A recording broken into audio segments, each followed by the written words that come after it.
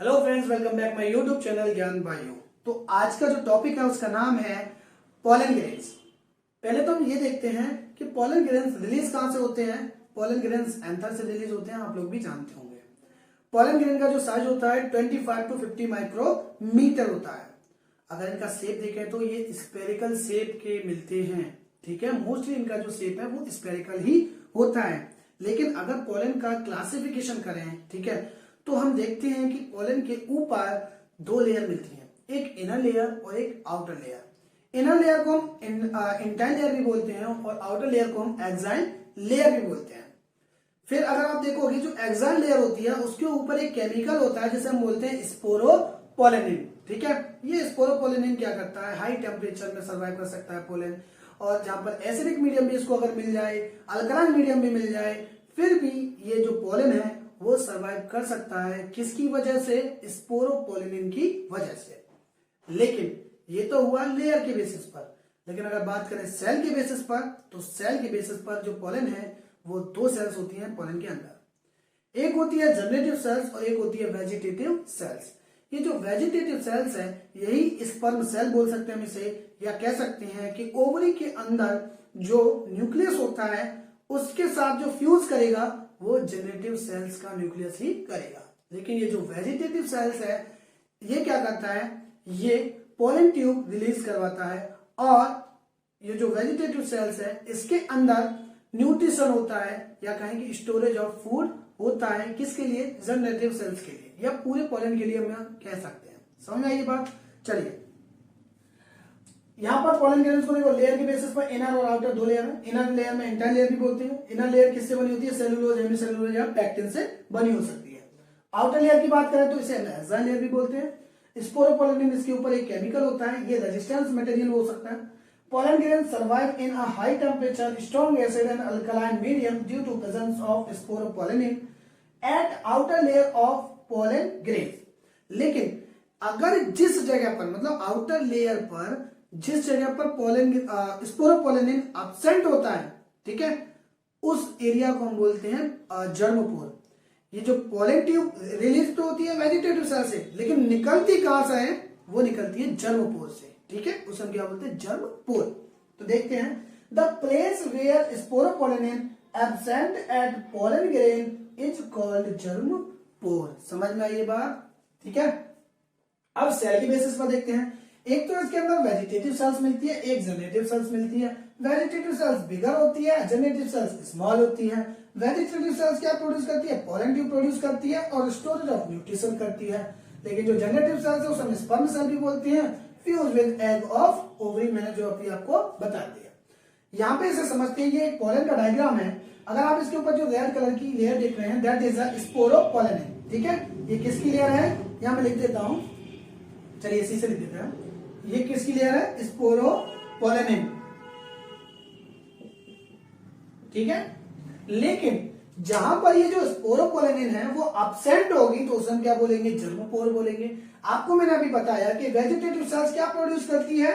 Pollen tube produce करती है। क्या प्रोड्यूस करेगी? Pollen tube. और ये जो पोलन ट्यूब है वो कहां से रिलीज होगी?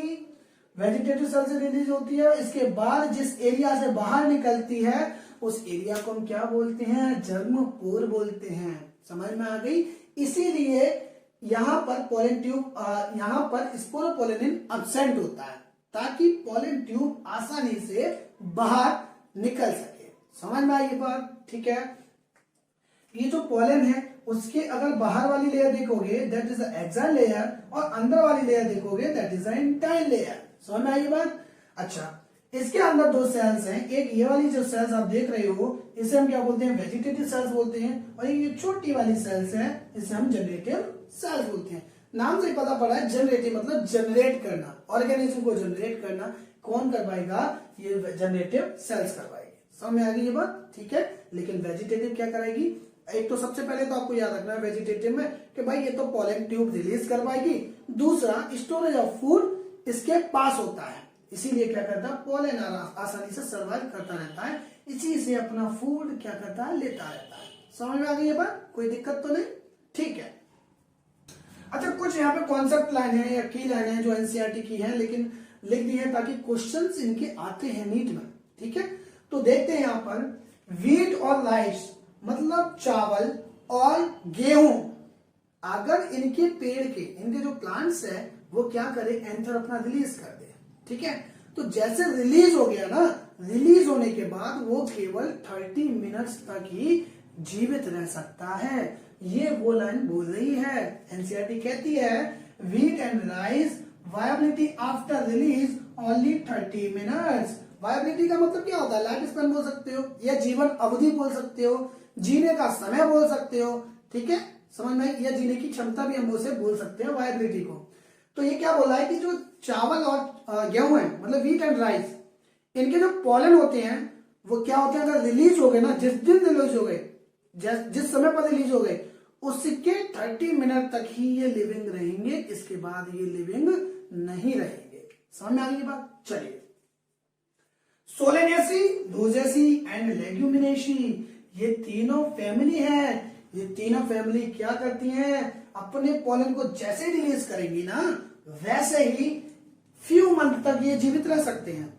मतलब ये है कि अगर आज की तारीख में इन फैमिली ने, मतलब सोलेनेसी, रोजेसी और लेग्यूमिनेसी, इन फैमिली ने क्या किया, पॉलन ग्रेन्स रिलीज कर दिए, तो आज से लेकर 6 महीने तक ये जीवित रह सकते हैं। 6 महीने, 7 महीने, 8 महीने, 9 महीने भी हम बोल सकते हैं, या 3 महीने भी हम बोल सकते हैं, क्योंकि यहाँ फ्यू मंथ है, कोई मंथ लिमिट नहीं है।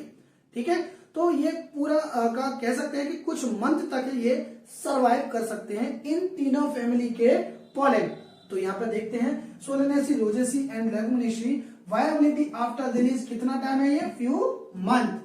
समझ में आ गई। अगर क्वेश्चन आ जाए तो लगा देना, व्हीट और राइस का पूछे तो 30 मिनट्स, सोलेनेसी और रोजेसी और लेग्यूमिनेसी का पूछे तो फ्यू मंथ। समझ में आई बात। ठीक है, लेकिन जो सबसे ज्यादा मोस्ट इंपॉर्टेंट क्वेश्चन है यहां से नीट का, वो ये है लास्ट वाला। ठीक है, तो मैं बोल सकता हूं कि पॉलन का जो स्टोरेज है वो कहां पर होगा स्टोरेज। सबसे पहले तो हम पॉलन को अगर स्टोरेज कराना है, मतलब समझो कि हमें कोई आर्टिफिशियल मेथड अपनाना है, तो उसके लिए हमें पॉलन को स्टोरेज करना पड़ेगा। अब स्टोरेज ऐसा थोड़ी ना कि हम पॉलन को लाएंगे और अपने घर में रख देंगे, वो स्टोर हो रहा है, ऐसा नहीं है, वो मर जाएगा।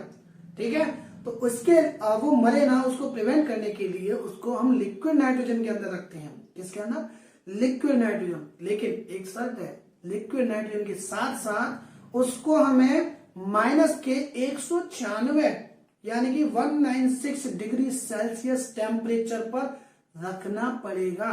ये एक कंडीशन है। ठीक है, तो पॉलन ग्रेन को हम लिक्विड नाइट्रोजन में तो रखेंगे ही, साथ में उसको टेम्परेचर माइनस के 196, इतनी बर्फ होनी चाहिए उस जगह कि माइनस के 196 डिग्री सेल्सियस टेम्परेचर हो जाए। समझ में आई ये बात। ठीक है, तब ही पॉलन आसानी से लिविंग रह सकता है, कितने भी सालों तक हम उस पॉलन को आराम से स्टोर कर सकते हैं। समझ में आई ये बात।